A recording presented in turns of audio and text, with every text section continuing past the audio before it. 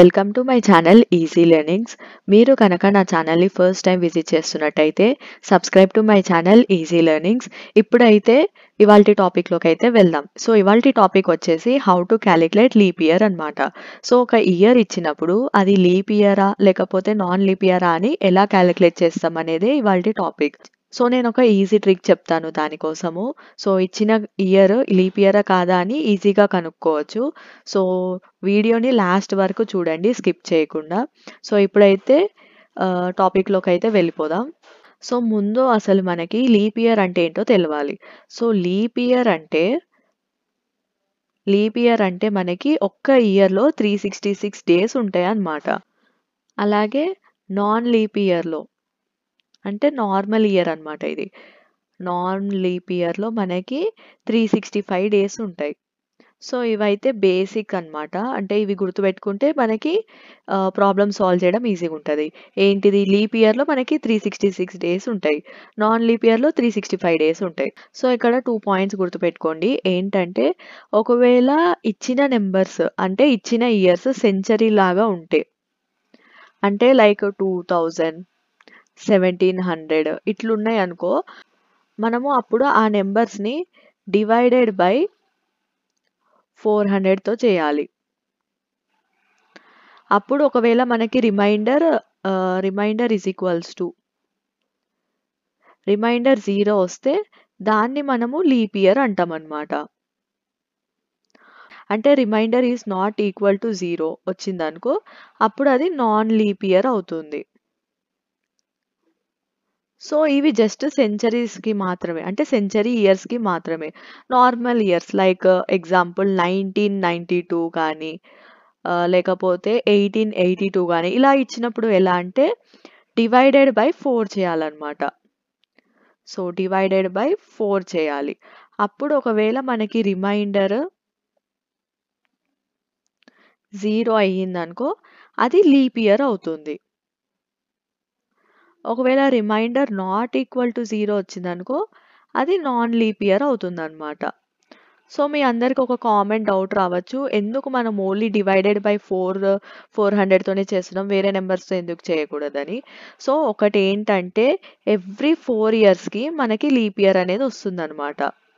So every 4 ఇయర్స్కి మనకి leap year వస్తుంది కాబట్టి మనం 4తోనే డివైడ్ చేయాలి, అలాగే 400తోనే డివైడ్ చేయాలన్నమాట. సో ఇప్పుడు క్లారిటీ కదా. ఇప్పుడు ఒక చిన్న ఎగ్జాంపుల్ తీసుకొని సాల్వ్ చేస్తాను, అప్పుడు మీకు ఇంకా క్లారిటీ ఉంటుంది. సో ఎగ్జాంపుల్, ఇప్పుడు సపోజ్ ఎగ్జాంపుల్ 1700 తీసుకుందాం. ఈ 1700 మనకి లీప్ ఇయరా కాదా అని ఎలా తెలుస్తుందో చూద్దాం. సో ఫస్ట్ ఇది సెంచరీ ఇయరే కదా, అంటే సెంచరీ ఇయర్సే అనమాట, సెంచరీ ఇయరే అనమాట. సో ఇది మనం ఫస్ట్ రాసుకోవాలి, సెంచరీ ఇయర్. సో నేను ఇందాక ఏం చెప్పాను, సెంచరీ ఇయర్ అయితే డివైడెడ్ బై దేంతో చేయాలి, డివైడెడ్ బై 400తో చేయాలి. సో ఇప్పుడు 1700 డివైడెడ్ బై 400 చేయాలి. సో ఇక్కడ చూడండి, 0 0 0 0 క్యాన్సిల్ అవుతుంది, రిమైనింగ్ ఏముంటుంది 17/4. ఇప్పుడు దీన్ని మీరు డివిజన్ మెథడ్లో క్యాలిక్యులేట్ చేసుకోండి. 4 17, 4 4 16, రిమైండర్ ఎంత 1. సో మనకి ఇక్కడ రిమైండర్ ఈజ్ ఈక్వల్స్ టు 1 వచ్చింది. అంటే దీని అర్థం ఏంటిది, remainder is not equal to 0 అనే కదా. సో ఇందాక చెప్పినట్టు ఒకవేళ remainder is not equal to 0 అంటే ఆ ఇయర్ ఏంటని అర్థం, నాన్ లీప్ ఇయర్. సో 1700 వచ్చేసి నాన్ లీప్ ఇయర్ అనమాట. సో ఇంకో ఎగ్జాంపుల్ సెంచరీ ఇయర్ కాకుండా నార్మల్ వేరే ఇయర్ ఏమైనా తీసుకుందాం, లైక్ ఎగ్జాంపుల్ 1982 తీసుకుందాం. సో ఇది సెంచరీ ఇయర్ కాదు, సో నాట్ సెంచరీ ఇయర్. కాబట్టి ఏం చేయాలి, దేంతో డివైడ్ చేయాలి, డివైడెడ్ బై 4తో చేయాలి. So 1982 divided by 4 normal division మెథడ్లో చేసుకుందాం. 4 1982. సో దీనికి కూడా 4 4 16, 38. సో 4 9 ఎంత 36, అంటే 2 మిగులుతుంది. మళ్ళీ ఈ 2ని ఇక్కడికి తీసుకొద్దాం, అప్పుడు ఏమవుతుంది 4 5 20 అవుతుంది. 22. సో రిమైండర్ ఇక్కడ మనకి ఏమొచ్చింది? రిమైండర్ ఈజ్ ఈక్వల్స్ టు 2 వచ్చింది. అంటే దీని అర్థం ఏంటిది? Remainder is not equal to 0. So remainder not equal to 0 అంటే ఏంటి? నాన్ లీప్ ఇయర్ అన్నమాట. సో మీకు అర్థం కావడానికి ఇప్పుడు ఒక లీప్ ఇయర్ తీసుకుందాం. లీప్ ఇయర్ వాల్యూ తీసుకుందాం. So leap year like example 2000 తీసుకుందాం. సో 2000 వచ్చేసి సెంచరీ ఇయరే కదా! So it is a century year. So century year ఉన్నప్పుడు దేంతో డివైడ్ చేయాలి? డివైడెడ్ బై 400తో చేయాలన్నమాట.